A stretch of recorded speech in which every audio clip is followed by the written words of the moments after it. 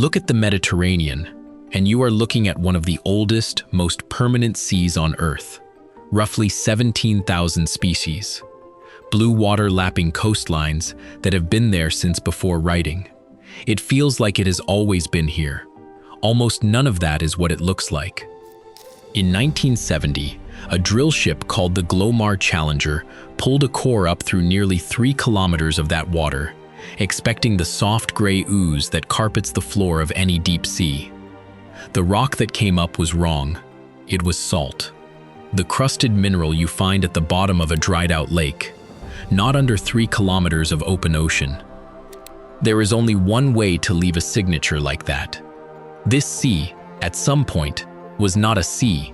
It was a desert, a salt basin sunk kilometers below every other ocean on Earth, and the blue water that came back to cover it is not the same sea that was here before. It is a replacement, an echo. There is a fish holding station over a reef in that water right now, whose ancestors swam in through a single gap in Spain, a little over 5 million years ago. Most of their deep-water cousins never made it in at all. That is the half of the story nobody tells. Today, we trace what happened to a whole sea, how it emptied, what it did to everything living inside it, and why the sea you can swim in today is not the same sea that was here before. The short version is the part every documentary tells. A sea dried up. A flood filled it back. Look at the salt. That version is true, and it stops in exactly the wrong place. This codex opens on what they leave out. The flood took about 2 years. The life took more than 1 million. And by one measure you can still read on a map today, the sea in front of you has never finished being rebuilt. Anchor it in the present first. The Mediterranean is one of the most studied seas on the planet. 23 countries sit on its shore. Thousands of years of written history line its edges. 500 million people live within reach of its water. It feels permanent. It is one of the youngest things in the room. Rewind to the late Miocene, a little under 6 million years ago. The Mediterranean is the last surviving arm of a vanished ocean. It is called the Tethys, an older sea that once wrapped the whole planet's tropics. What remains of it here is warm, and it is full, and it is still connected to the Atlantic through 2 narrow corridors in the west. One runs across southern Spain, the Betic corridor. One runs across northern Morocco, the Riffian corridor. They are the plug the whole sea depends on. Because the Mediterranean runs at a loss. Under that sun, it evaporates far more water than its rivers can return. The Nile, the Rhone, the Po, all of them together fall short. Seal the sea off from the outside ocean, and its surface would start to drop by something like 1 meter a year. One thing holds the level steady: the Atlantic, leaking in through those 2 western doors, topping up the difference every single day. And the doors are closing. Africa is grinding north into Europe at about the speed a fingernail grows. Where the plates meet, the land buckles upward. Around 5,900,000 years ago, the corridors pinch shut. The Atlantic tap is turned off. Geologists named this trigger the Messinian salinity crisis. Its clock was set ticking by nothing more dramatic than 2 continents leaning on each other. What is left is a closed bowl under a hot sun, evaporating with nothing to refill it. A sea the size of a continent. Only one direction it can go.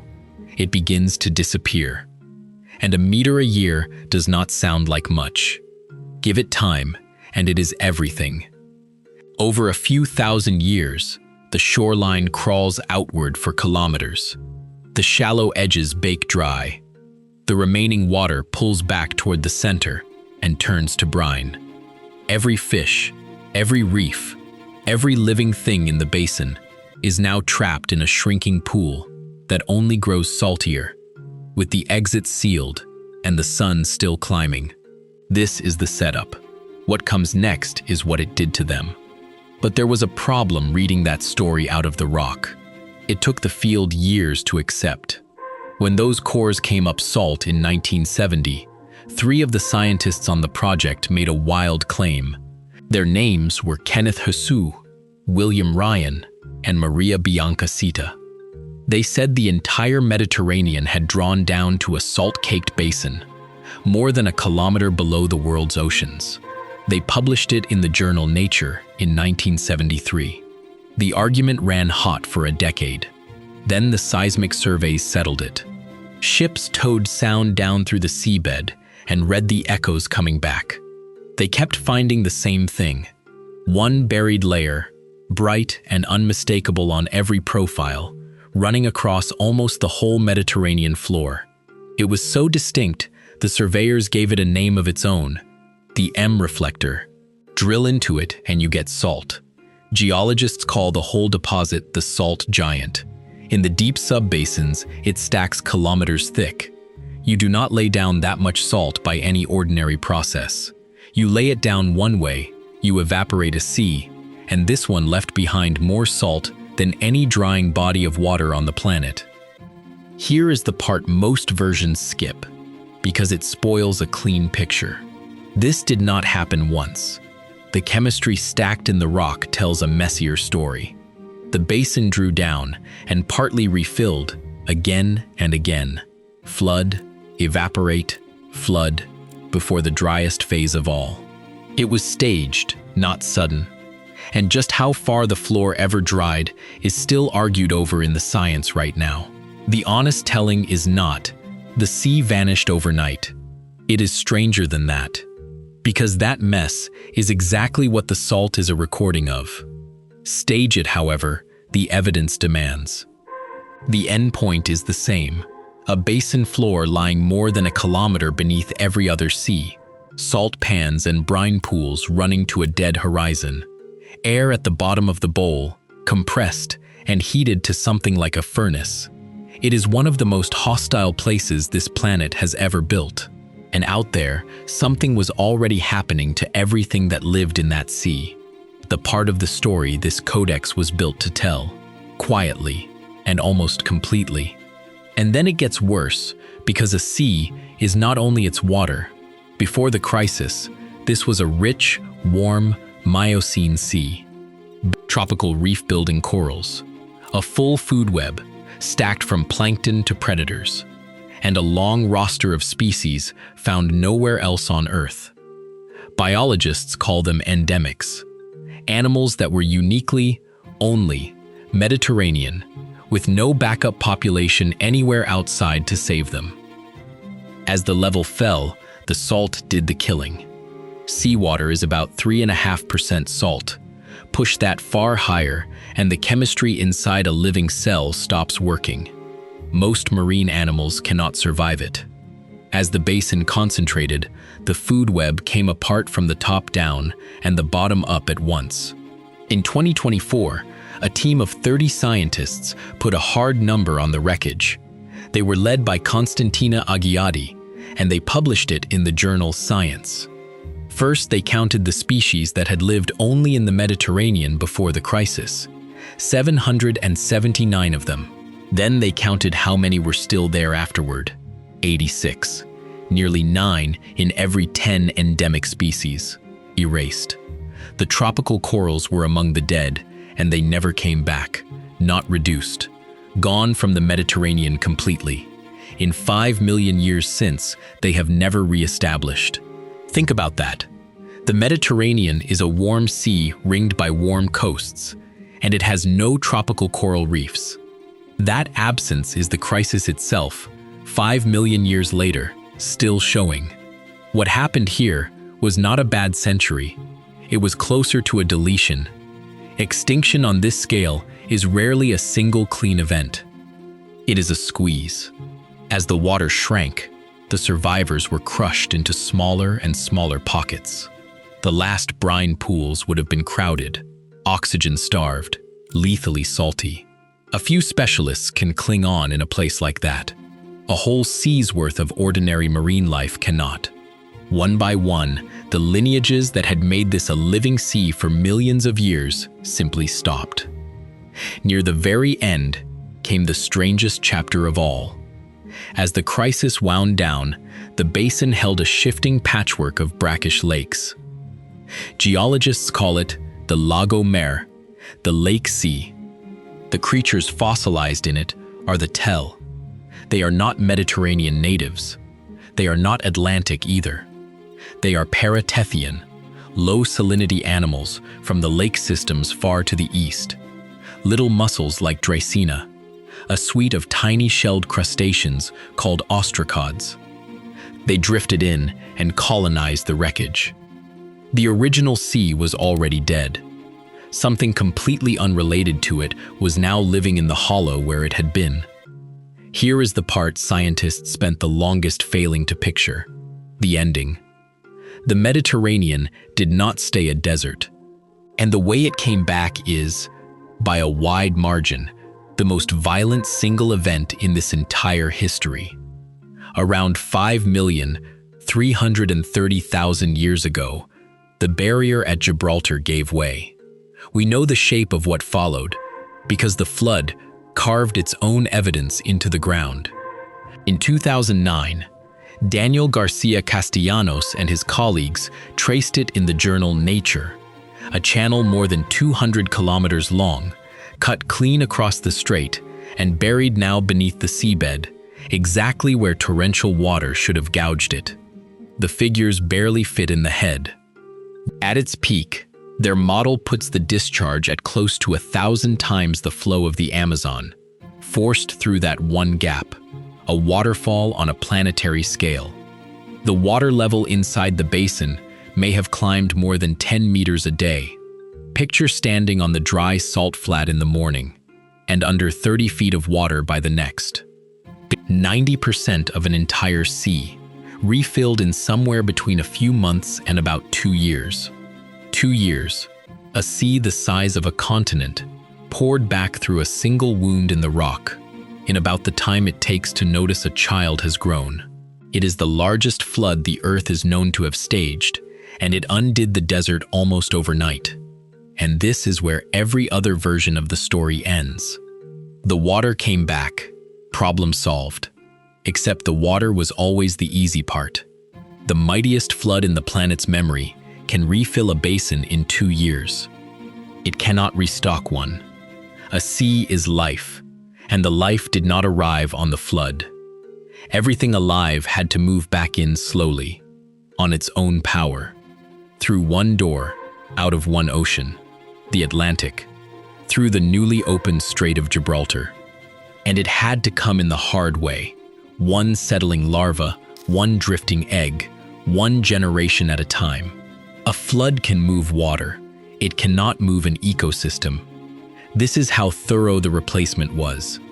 Some of the animals we think of as the most Mediterranean of all did not exist here before the crisis. The great white shark, the dolphins. According to that 2024 team, they only appear in the Mediterranean afterward. Arrivals, moving into the empty basin like everything else. And the same study measured how long it took the number of species to climb back to what the sea once held. Not 2 years, not 2,000. More than 1,700,000 years. Put the two numbers side by side, and the whole story is in the gap between them. The water came back in an afternoon of geological time. The life is still, in a sense, arriving.